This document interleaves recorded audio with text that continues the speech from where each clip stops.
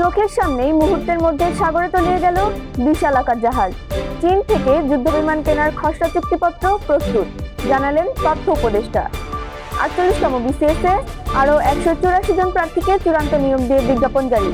চাঁদের বুকে Argentine football ক্লাবের পতাকা, নীল আর্মস্ট্রং এর অজানা ঐতিহাসিক অধ্যায়।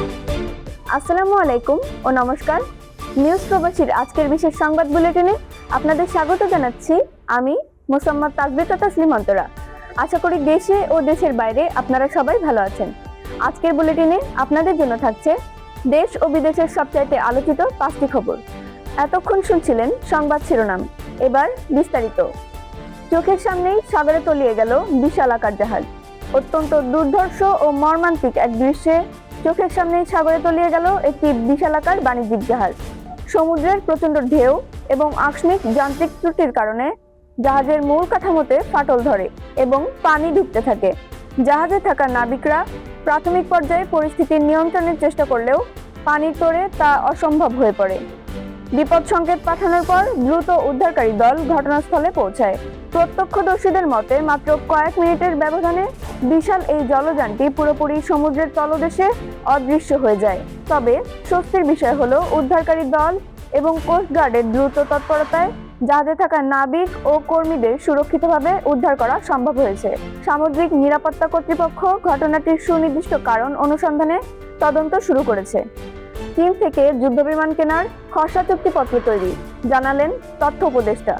বাংলাদেশ বিমান বাহিনীর আধুনিকায়ন ও প্রতিরক্ষা সক্ষমতা বৃদ্ধির লক্ষ্যে চীন থেকে উন্নত মানের যুদ্ধবিমান কেনার একটি খসড়া চুক্তিপত্র চূড়ান্ত করা হয়েছে।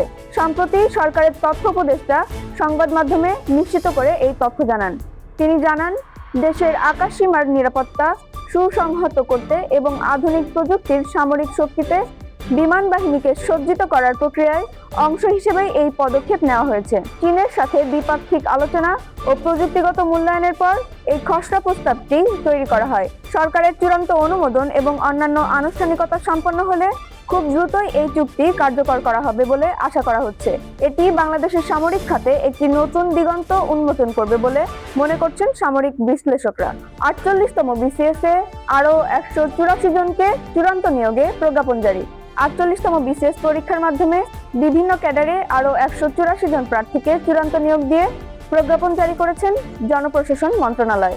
পাবলিক সার্ভিস কমিশনের সুপারিশের ভিত্তিতে এবং যথাযথ পুলিশ VR ও স্বাস্থ্য পরীক্ষা সম্পন্ন হওয়ার পর এই প্রজ্ঞাপন প্রকাশ করা হয়। চূড়ান্তভাবে চান্স পাওয়া এই কর্মকর্তাদের দ্রুত সময়ের মধ্যে স্ব মন্ত্রণালয়ে যোগদানের নির্দেশনা দেওয়া হয়েছে।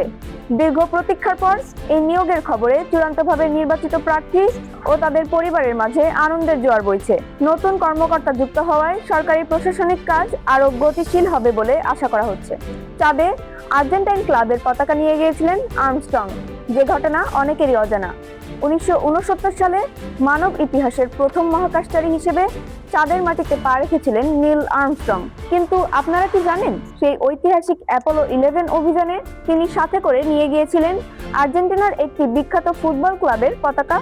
আর্জেন্টিনার ঐতিহ্যবাহী ফুটবল ক্লাব ইন্ডিপেন্ডিয়েন্টে 1969 সালে অ্যাপোলো 11 মিশনের ঠিক কিছুদিন আগে এই ক্লাবটি আর্মস্ট্রং এবং তার সহযাত্রীদের ক্লাবের সম্মানিত সদস্যপদ প্রদান করে এবং তাদের ক্লাবের লোগো সম্বলিত ছোট প্যানেল বা পতাকা উপহার দেয়।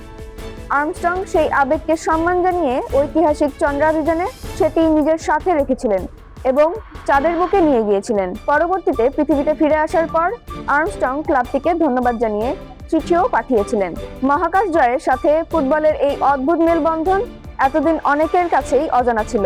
প্রিয় দর্শক, এই ছিল নিউজ প্রবাসীর আজকের বুলেটিনের সংবাদ।